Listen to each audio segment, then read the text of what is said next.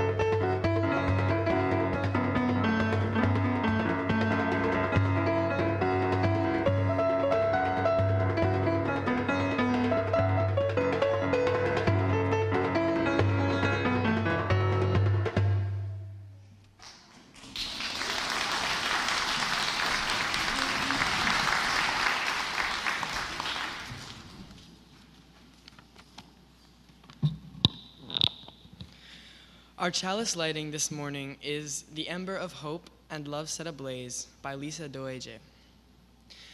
What if sometimes it's not about a light in the darkness? What if sometimes it's about sparking potential into possibility and possibility into existence? What if Sometimes the flame that burns in the chalice of our faith is nothing less than the ember of hope and nothing more than love set ablaze. What if sometimes all we need do is follow this flame, one among scores, hundreds, thousands of steadily flickering flames across the land and among so many peoples, on the way to justice and into the land of peace? What if we dare to kindle that chalice? Please stand in body or spirit for our opening hymn, number 95, There Is More Love Somewhere. There is more love somewhere. There is more love somewhere. I'm gonna keep on till I find it. There is more love somewhere. There is more hope somewhere. Harmonize if you like. There is more hope somewhere. I'm gonna keep on till I find it.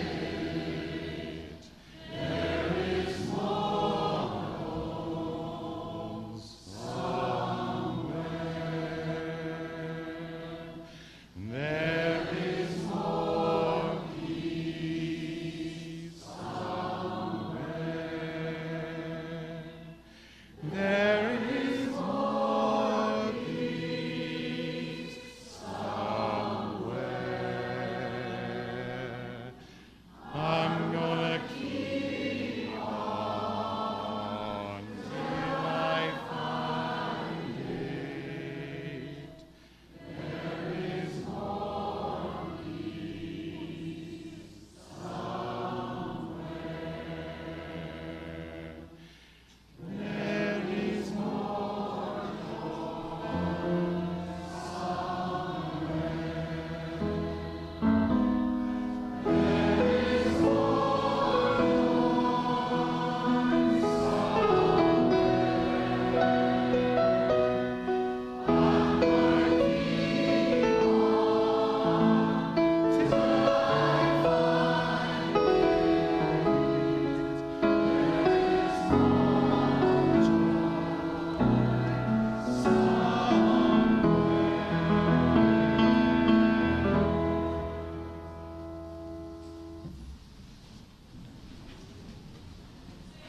Are more books somewhere.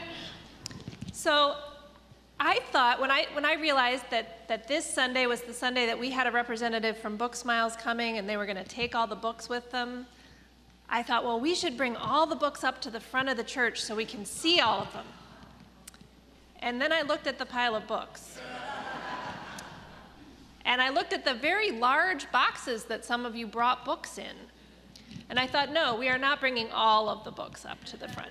But we are going to bring some because I do want to celebrate the generosity that this congregation has shown to our partner organization this month, which is Book Smiles.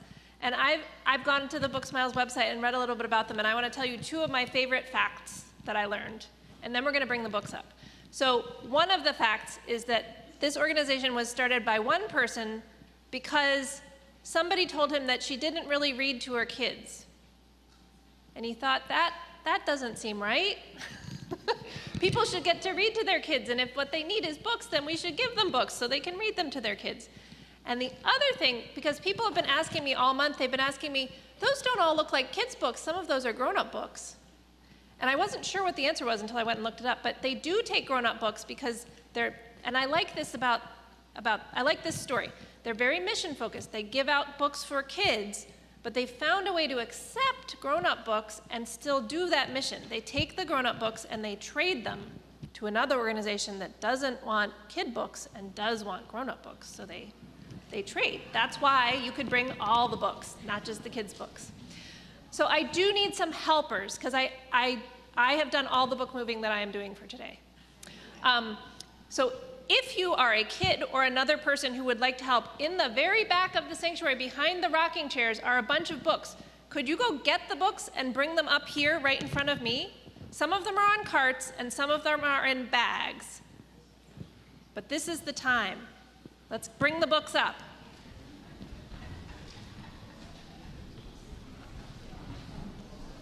So the whole coat closet out in the lobby is also filled with books, and then I noticed yesterday that there are also books downstairs.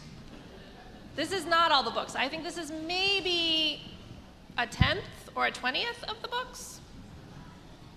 Bring them on up. The carts, you're going to have to move people out of the way, because otherwise there's not going to be room.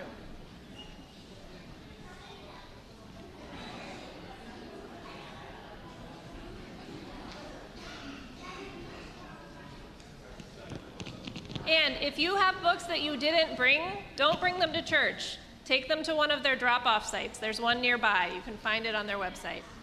Plop them up here. That's great.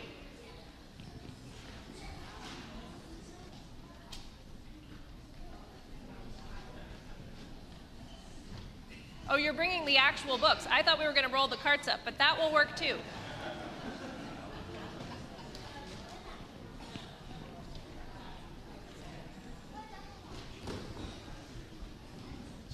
So some of these are new books, and some of them are old books. Some of them are kids' books, and some of them are grown-up books.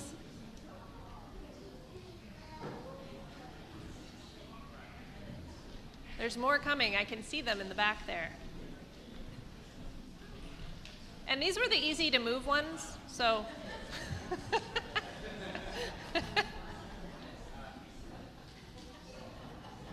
Are you looking at yourself in the camera? Yeah.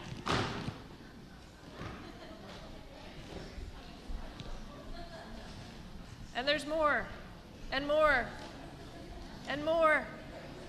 Oh, wow, Graham got the big stack.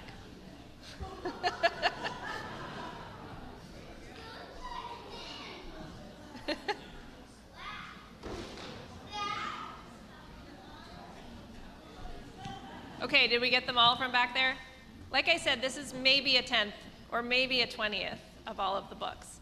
So I would like to invite our kids to go to class. Now, I want to say a little bit before we actually start walking out. If you are in 6th or 7th grade, you are going upstairs to the Wonder Room, to Crossing Paths. If you are a youth, so if you are in 8th grade or up, you're hanging out during the service and being helpful. So you can sort of just follow me around if you'd like. And then they're helping with the committee fair, and then they get pizza for their service. Next year, Celia, you too. If you are in 5th grade or younger, we're gonna gather out in the atrium right in front of the staircases. You're gonna find me, and I'm gonna show you your possible classroom choices, and then you'll get to choose which class you're going to be in today. Okay? Let's go.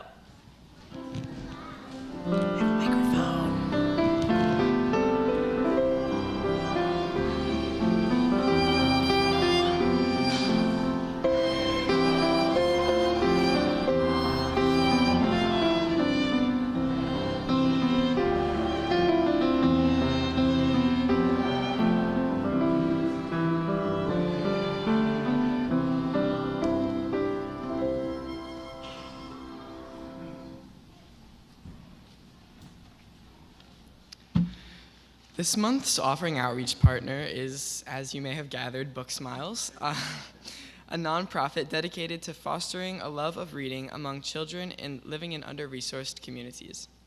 To give us more information about Book Smiles' mission, we are happy to welcome its founder and executive director, Larry Abrams.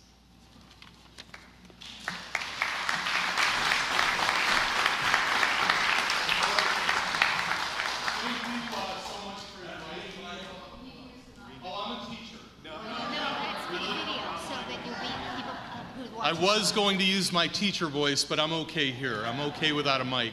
I want to thank you for inviting me to come and speak to the congregation. I am Larry Abrams. I'm the founder and executive director of Book Smiles, a nonprofit that has grown at such an exponential pace.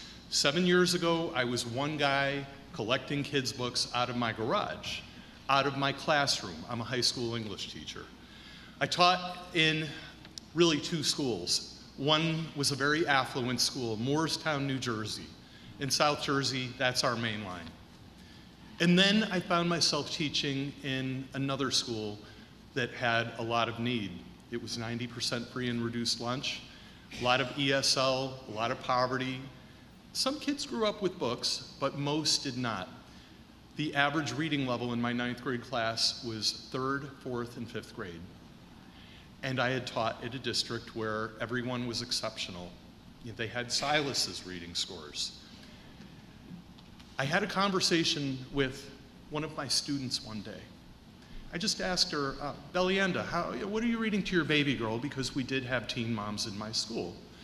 And she said, Mr. Abrams, I am not reading to my baby. And I said, why not? Oh, she's too little to understand. And then I said, no, she's not. I read to my kids when they were infants, when they came home from the hospital, and my daughter was reading when she was a little over 1. Your daughter can too. And then she said to me, Mr. Abrams, that's very nice, but we don't do that in my culture. How do you come back from that when your student tells you that?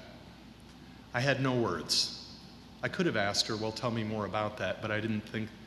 What I did think is I need to get a big book drive going. I need to get baby board books for Bellienda's daughter. I put out a call on Facebook, because that's what we do. People of a certain age, we get onto Facebook. And if you aren't following Book Smiles on Facebook yet, what is holding you up? We're on Instagram and we also are on TikTok.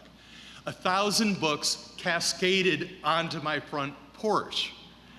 And I gave to Bellienda. And eventually she started reading to her baby girl. And that baby girl now is grown up. She's in 9th grade and she's doing just fine in school. And Bellienda also told me, Mr. Abrams, my kindergartner he reads better than I do. And that is because these are in her home. And what we've done, guys, if we can just get books into the homes of kids, not just 1 or 2 one and done, but if you can help me get libraries into the hands and homes of kids in Philadelphia. Imagine a Philadelphia where every single child grows up with quality books. Think about it. We have a huge problem in America. This is a used children's book. Before Book Smiles, this would have been fodder for the trash. It would have gone to the incinerators. It would have gone to the recyclers. We can't let that happen. We need to collect kids' books, and as was said, we collect grown-up books. We already have a collection station here right in Wayne, PA. One of our Book Smiles ambassadors, Lizzie Chocolate, who goes to school, she's a junior in this area. She collects books in her garage. Meet me for coffee. I will tell you more about it. I know my time is very limited, but imagine a place where every child grows up with a quality library and every child gets read to. Book Smiles is approaching our 2.5 millionth book given away. 2.5 million children's books. We do that because I have found a way to commoditize children's books. I now accept them by the tractor trailer load, and we swap them for grown-up books. So if you know people who have estate libraries, put them in touch with us. We have a truck bigger than that van out there that will collect estate libraries. We're always looking for funding. If any of you know any hedge fund managers, I will take time out of my busy day to sit with the said hedge fund manager. I know that's my time. I had 5 minutes, and it is such a delight talking to all of you, and I can't wait to meet you all for coffee and just get connected, because we are going to collect crazy amounts of books here on the main line And this church is going to, I hope, spearhead it. Thank you so much.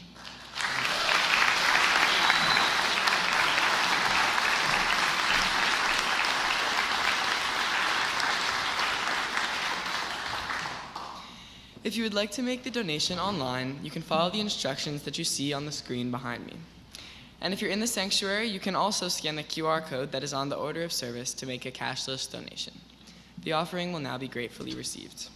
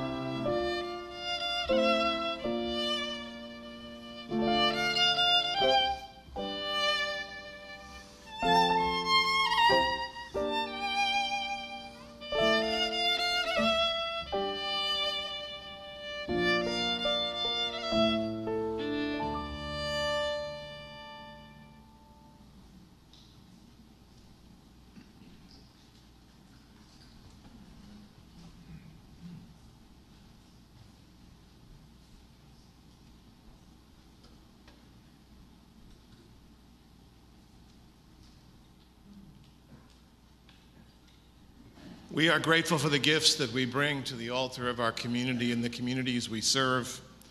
Let us join in that gratitude in the affirmation which is printed in the order of service or on the screen.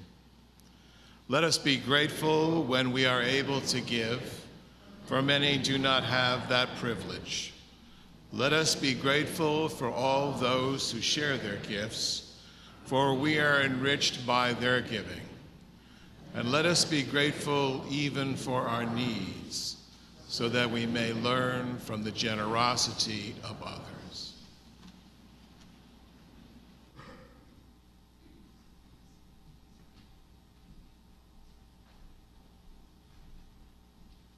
Candles of Community is MLUC's ritual of personal sharing and support in a trusted and safe environment. After each candle is lit, please join me in saying, "We hold you in our hearts." Donna Feldman would like to light a candle of joy for the birth of her first grandchild, Stassi Blair Starkman. To Donna and her family, we hold you in our hearts. Marley Singh will light a candle of sorrow for her father, Hans Edgar Bebendorf, who passed away on September 14th in Germany. He was 93 years old. His health had failed over the last 3 months, but he died peacefully in his sleep. To Marley's and her family, we hold you in our hearts. And for all of those joys and concerns that are being held, some too deep for words, we light a candle and we hold you in our hearts. This morning, for our reflective reading, I will be sharing Hope, Nearly Not There by David Breenan. There's no package called hope. Nothing at a shop to look for. Hope won't store like hay in a barn. It is a last leaf on a branch in deep winter. It is a singular thing, firm when it's found, a hand reached out, a word to the morrow. Hope is fine-grained, like lavender gone to seed, gossamer, a moth's wings. There's no weight called hope. It's a hand, a whisper, a moment shared, nearly not there, but like a shadow, they're all the same.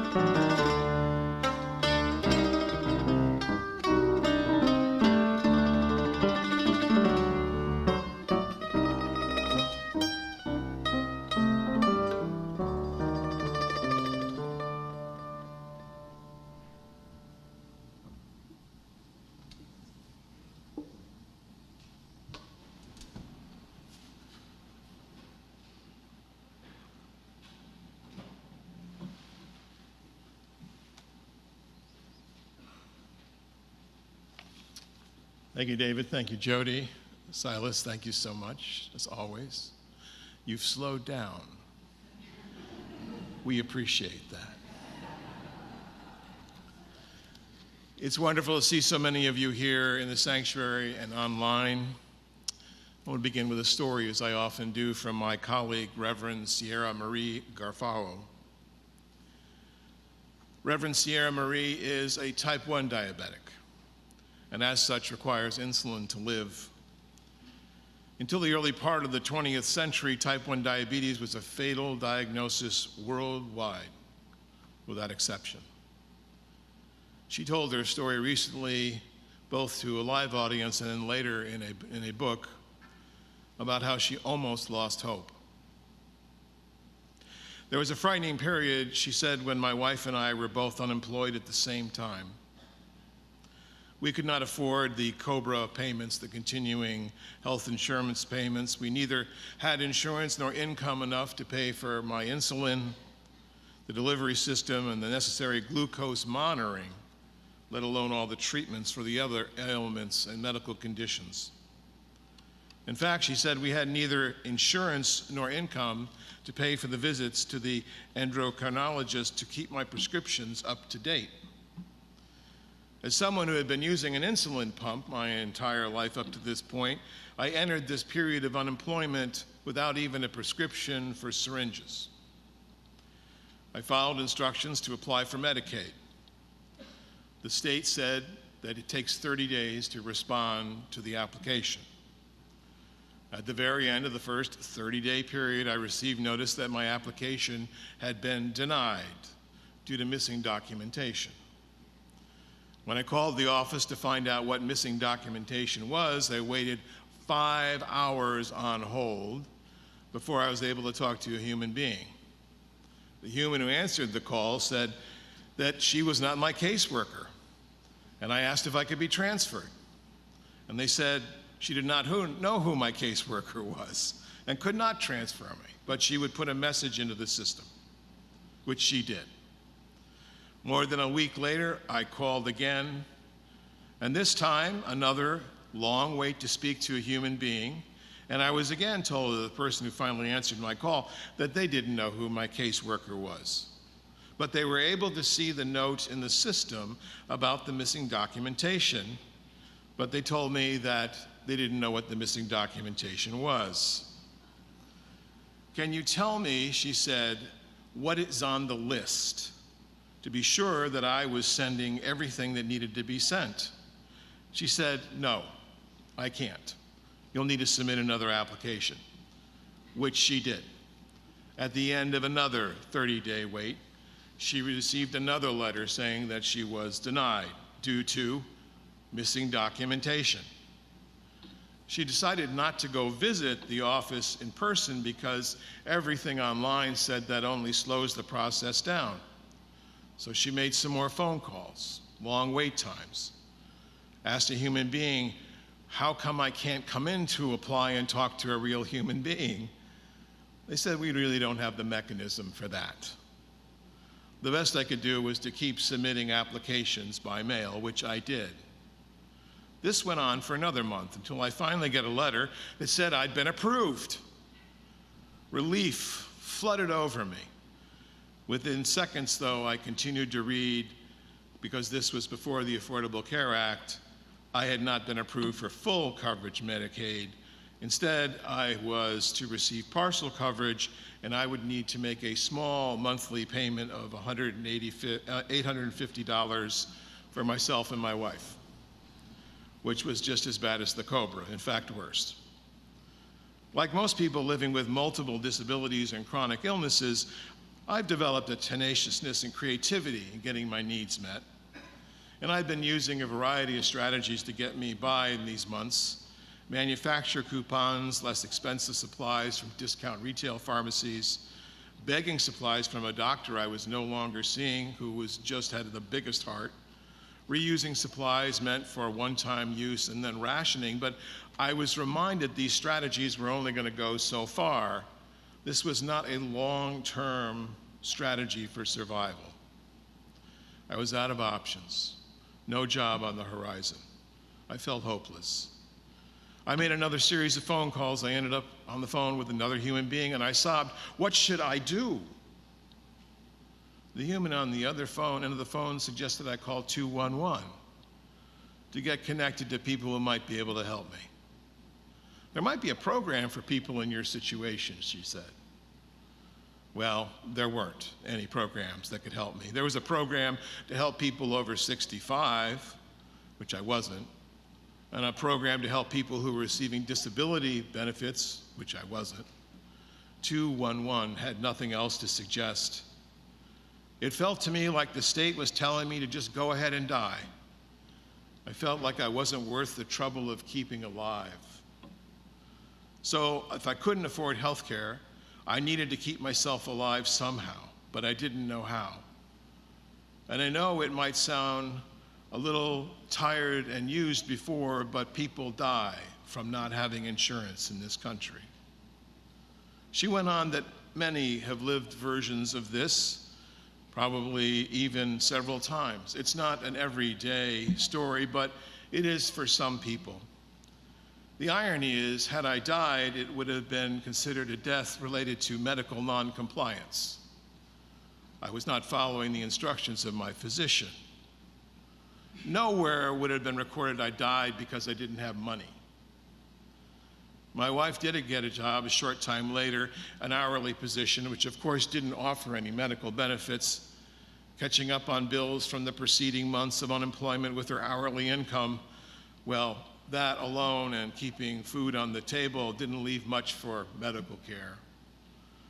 The story works out in the end only because she finally discovered that her wife and her had been processed separately from their children. Once they put the family together on paper, they qualified for Medicaid. Hope is not just a fancy thing that we can grab out of the air. Hope, especially when you're battered by daily and impossible struggles, which many in this country are facing, not just in our inner cities, but in rural areas, in the Midwest, in the West, even in rural Pennsylvania. Hope is hard to find. There's a reason why death by suicide is so high in our country right now from drug overdoses. These are people who have given up on hope. And then, of course, there's the international world that I think about all the time, the Gazans who are suffering so terribly, Palestinians, along with so many other people in the world who are trying to do anything to keep hope alive. I was thinking about that as David and Jody were playing that Palestinian piece of music. How could you even play that in the midst of so much suffering? I realize that the time that we are facing right now, this time that we're in, personally and collectively, is one of tremendous distress and worry. It still boggles my mind that the presidential race is basically tied. But friends, we have to find some hope, and we need some resilience to get through these days.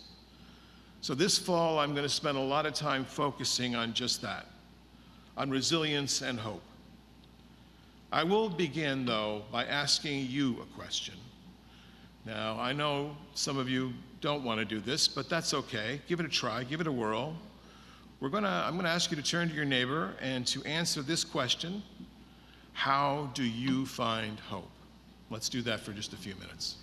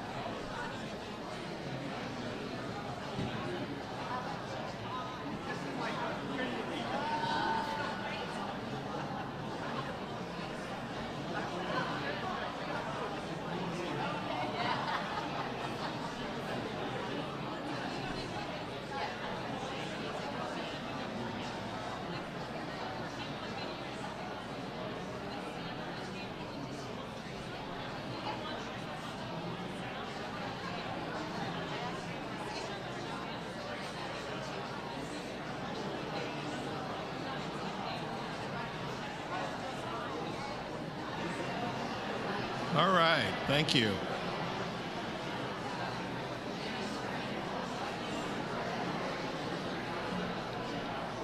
Thanks, folks.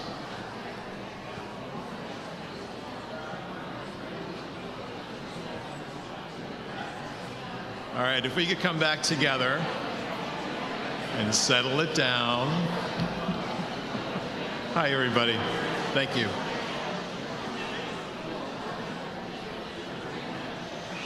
Okay.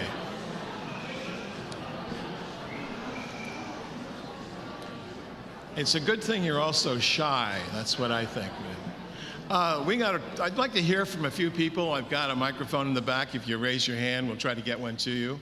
Hear how you find hope. Anybody? Well, what were you talking about? Hula?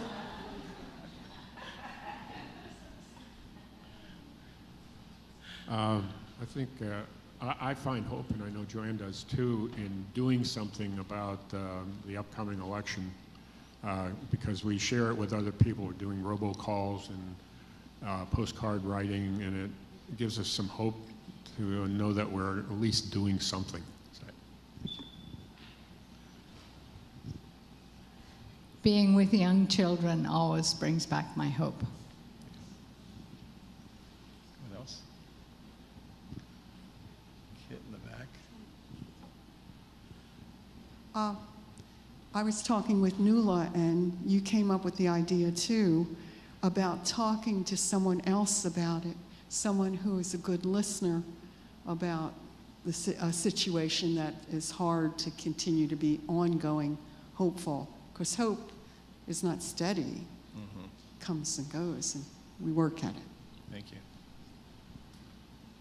So Michael Zink and I spoke about serious things, but I'm not sharing that. Instead, I'm sharing a joke I saw on Facebook yesterday that says, voting prevents unwanted presidencies. Oh dear. Kit, I think that'll be our maybe go ahead, Kit. Creativity gives me hope. Creativity? Yeah. Yes.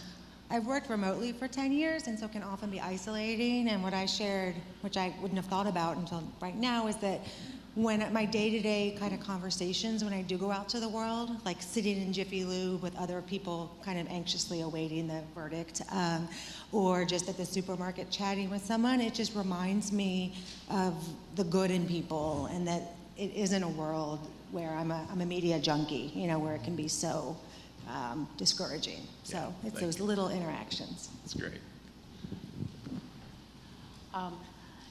Hope.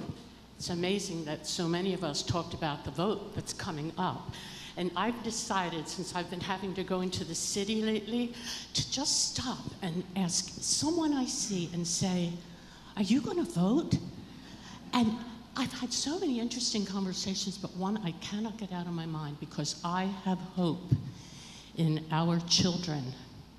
I have tremendous hope that some of us are doing what needs to be done to make this a better world, and more it's happening. I believe that. But anyway, I stopped one woman and I said, are you going to vote? And she said, well, I haven't decided yet. And she had a little girl with her, and looked like about 10 or 12 maybe, and that child turned to her mother and said, you ain't going to vote? So now I put that responsibility on the children in some respect. Thank you, Pat. One more. One more. I think someone had. Yeah, go ahead, Amy. I think that in moments of deep despair, finding another person to help, can profoundly transform, I guess, your perspective. Thank you. All of those are great ways to find hope, and I'm going to touch on a few of them. Doing something, by the way, like Michelle Obama said, just do something. That's one of the best ones. Connecting with kids, trying to be out and just talking to people and realizing that we're not all evil demons on some great political divide, that many people are more complicated than that. A lot of people place hope inside religion. And we've been accused as Unitarian Universalists of being a little too sunshiny, upsy-daisy. I actually saw an Easter billboard once that said, Happy Easter, upsy-daisy. I was like, oh, not good. But religion does provide for many people that sense of hope, and we're going to see a little clip of that in a second here. But I think a lot of people who are Christians have a lot of hope. And I'm not a Christian myself, but I know a lot of people who are. And I've asked them, what is it about Christianity that gives you hope? And what I've heard more often than not is that for them, the concept of Jesus as the Son of God, as a God divine-like being that sweated and died and hungered and cried for us among us, now leaving aside the whole, died for your sins stuff. The fact that Jesus was so accessible in a human form gave people hope. I think many of us would hope that this were the end of the election season. Of course, I know many of us are anxious about that, and that will come. And there are some in this room, and I know some online, because I get messages all the time, who said that they're not sure they can find hope anymore, that they seem to be stuck in a state of despair. But it was Jean-Jacques Rousseau who said, "Revolutions are born of hope, not despair." And I think about that line often in the world in which we live right now, because so much has to change in order for us as a species to go on. Not just politically, but in the warming planet, with the divide between the rich and the poor, and with all the difficulties that we're facing in this world now, and we are leaving to our children and children's children, we need to find a lot more hope. Hope is different than wishes, by the way. Things like everything's going to work out, or I hope things get better for you, that's not really hope. That's a understanding, perhaps a little too optimistically, of good wishes. Because hope, though, is something deeper. Hope is that brighter future that you can possibly succeed with, but only if you have a way of getting there. You're doing something. Wishful people believe their future will be brighter than their past, but if they don't have any goals or any way of moving there or any understanding of who other people might be that help them along the way, they will not get there. Hopeful people work for that future. Wishful people may not be willing to do that work. Psychologist Rick Snyder, who focuses a lot on hope, says that one of the most defining characteristics of hope is to actually have a goal and to do something towards the goal. Goals can be short-term. They can be, I'm going to get up in the morning. That's a goal for some people, and they do. Goals can be long-term. I'm not talking about things like losing weight, which of course is always a goal. I'm talking about bigger things. So big sometimes they become dreams, like Larry had, a dream. And that then became a reality because he put into practice something that was actually hopeful. Hopefulness is not impulsiveness, it's about intention. And doing something is the most important thing that you can do in finding hope. Now, sometimes we do things that we're not necessarily proud of, right? We've all done things that we're not proud of. I've been tested many times in my ministry with congregations, and bless them all if they're watching online. I love you. But sometimes we make mistakes, even as a group of people, that seem so wrong. One congregation I served got into a big fight about a new musical instrument in the sanctuary. I've been preaching love and respect for all these years, and all of a sudden people calling each other names in camps and terrible things happening. And I remember that we all have the shadow side, as Carl Jung said. We all have the side of us that can fall prey to negativity and to despair. I love that line from Whitman, "Do I contradict myself? Very well then, I contain multitudes." Anyone know what I'm talking about? Yeah, the left and the right and the left. It happens to all of us. It doesn't make us terrible people, it just makes us flawed people, because we're all flawed. And if you're not, I'd like to meet you. Here's the thing. We can both hope and show some despair at the same time. What we want to do, though, is get the hope above the despair. We can hope for different things. Hope, by the way, is really kind of amoral. It doesn't have a direction necessarily. When Barack Obama won the presidency on his theme of hope, you all remember that, right? Yes, we can. Some of us thought that racism was over in the country. Praise be. But no, actually, the exact opposite happened. Hatred and racism increased, the rise of the MAGA movement. People who felt left out of the system, those whose goals and dreams seemed no longer to stand a chance if a black man could become president and in their eyes had jumped the queue. This is what happened.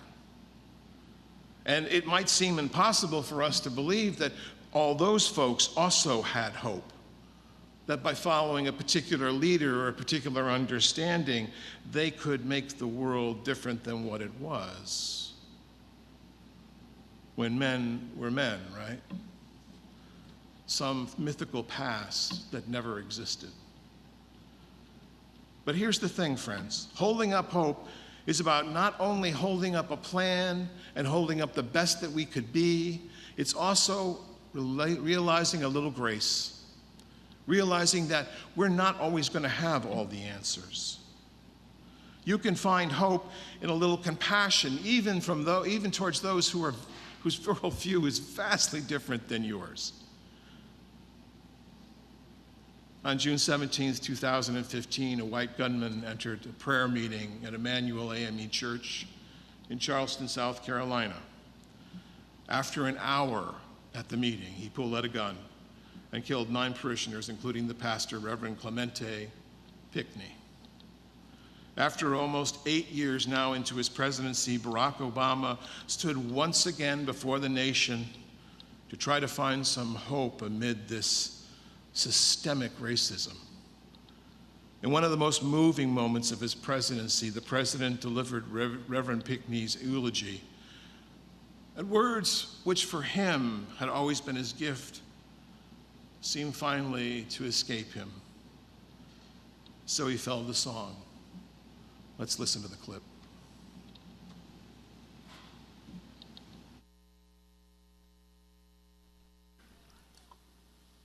That's what I felt this week. An open heart. That, more than any particular policy or analysis, is what's called upon right now, I think.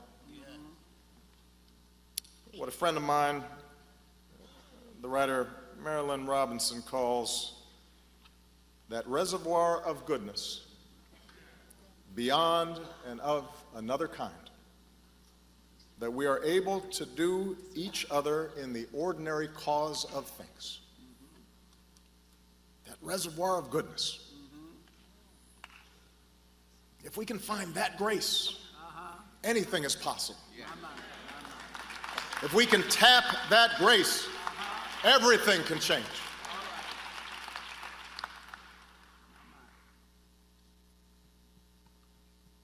Amazing grace. Amazing grace.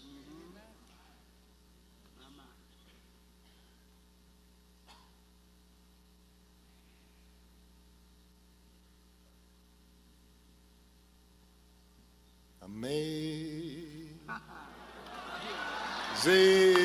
grace, how sweet the sound that saved a wretch like me.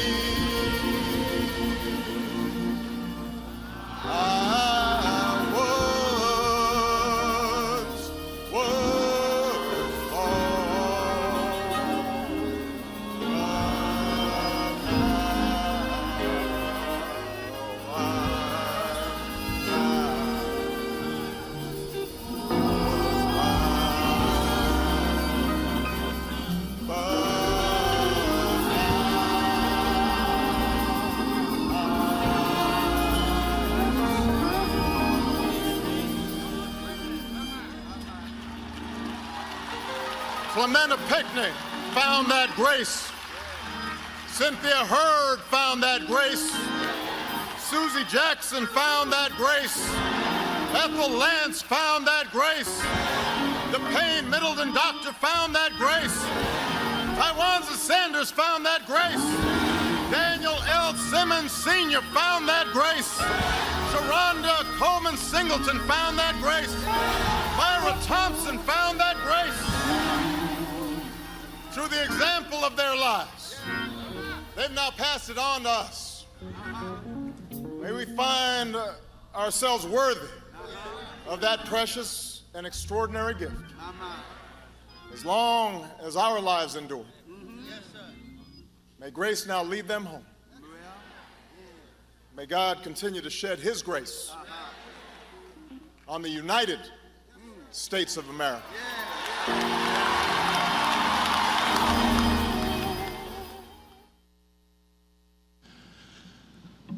My colleague and friend John Burns once wrote that hope is not a matter of knowing that everything will turn out all right.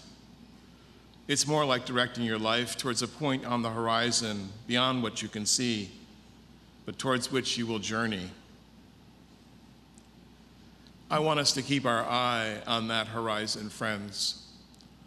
In the days that lie before us, I want us to keep an eye on each other. I want us to keep thinking about the goals that we share with each other, the goals we have for ourselves, and move towards that point on the horizon. I want us to forgive ourselves and those around us if we've made mistakes. Because, as David Wolpe once said, we live lives of successfully shed hopes, but we always find new hopes to back them up. We need to make a living by what we get and a life by what we give, said Winston Churchill.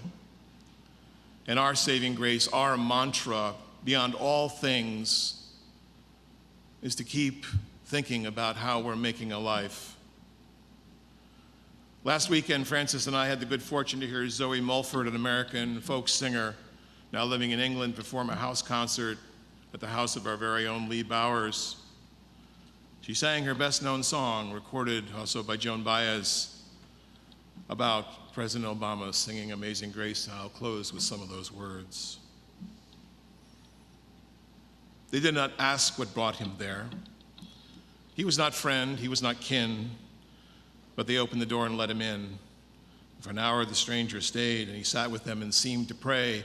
And then the young man drew a gun and killed 9 people, old and young, in Charleston in the month of June. The mourners gathered in a room, and the president came to speak some words, and the cameras rolled, and the nation heard, but no words could say what must be said for all the living and the dead. So on that day, in that place, the president sang Amazing Grace. We argued where to place the blame on one man's hate or a nation's shame, but no words could say what must be said for all the living and the dead. So on that day, in that place, my president sang Amazing Grace. My president sang Amazing Grace. So may it be, and amen. Our closing hymn is number 161, Peace, the Perfect World. I invite you to rise in body or spirit. Peace.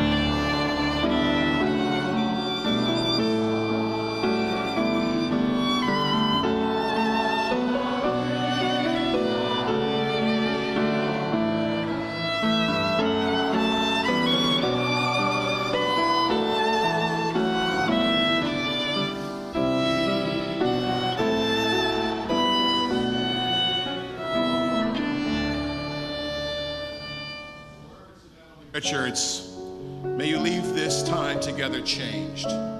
May the promises you've made to yourself about who you want to be feel closer to the reality that you are right now. May you share that feeling of transformation wherever you go. And may it spread into every word, deed, thought, and action until we are all changed, until we are all transformed, until we're all transforming together. So may it be. For now the service truly begins. Please be seated for the postlude.